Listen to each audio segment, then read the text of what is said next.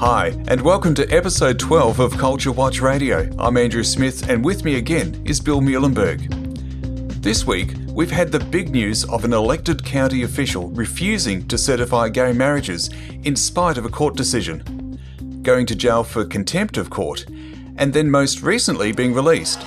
Let's take a quick listen at what she had to say.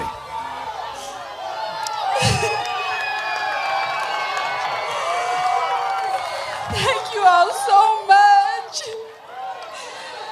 I love you all so very much.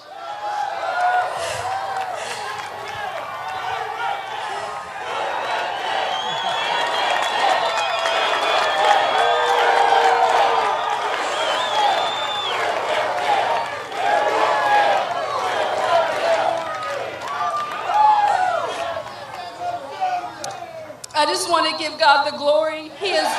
His people have rallied, and you are a strong people.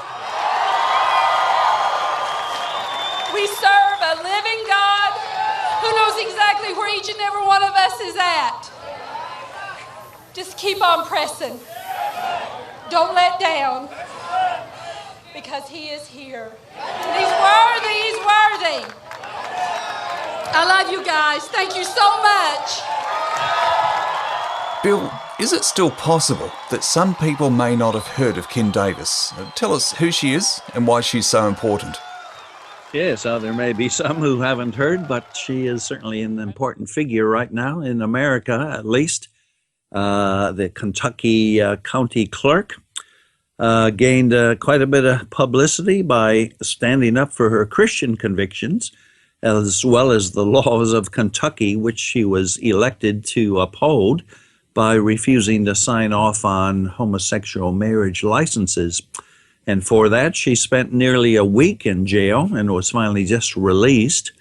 But it's really a bigger picture item of religious freedom in America and how Christians will stand, especially in light of the recent Supreme Court decision. Well, as everyone's heard now, she's been released from jail, so is that pretty much the end of the matter then? Well, it's certainly not on the big ticket item of how Christians will fare in a increasingly anti-Christian America. So the whole issue of freedom of conscience, religious liberty, these issues are ongoing and sadly getting worse by the day. As far as Kim Davis goes, well, it's not at all clear that this is the end either. She still refuses to violate Kentucky law. The judge is demanding that she do so. So at best, some kind of accommodation may be reached where she simply has her name taken off the marriage licenses. But one suspects that this will be an ongoing case, not only with her, but certainly with any number of others. And there have been a number of other public officials who said they will do the same. They will not violate the laws of their own states by issuing homosexual marriage licenses. So, if anything, this looks to be the beginning of a fairly long and protracted battle indeed. Certainly her situation has raised the whole spectre and issue of civil disobedience. I mean, is this a biblical position to hold? Yes, well, actually, any brief reading of Scripture will see that it's fairly common. You can think of a lot of examples in both Testaments of believers siding with God and His laws against human laws. Think of the midwives hiding baby Moses, for example, way back in Exodus. Daniel obviously did a fair amount of this, and Daniel's three friends. They all paid the price, of course, but they stood against unjust laws and decrees. Moving into the New Testament, obviously, Peter and Paul and others who often were told you can't preach the gospel. And Peter said, hey, we have to obey God rather than man. So we find time and time again biblical examples of people of God saying, I must stand with God here, even if it means violating a human law, and then paying the price for it. Outside of what's recorded in the Bible, I mean, what have we got in history? Well, plenty there as well. Obviously, as an American, I can recount some of those stories. The whole founding of America, obviously, was based on civil disobedience to the powers that be. Many of the founding fathers made it quite clear in their addresses and speeches and writings that there will be a time when tyrannical government must be resisted. In fact, some, like Ben Franklin, said resistance to tyranny is obedience to God.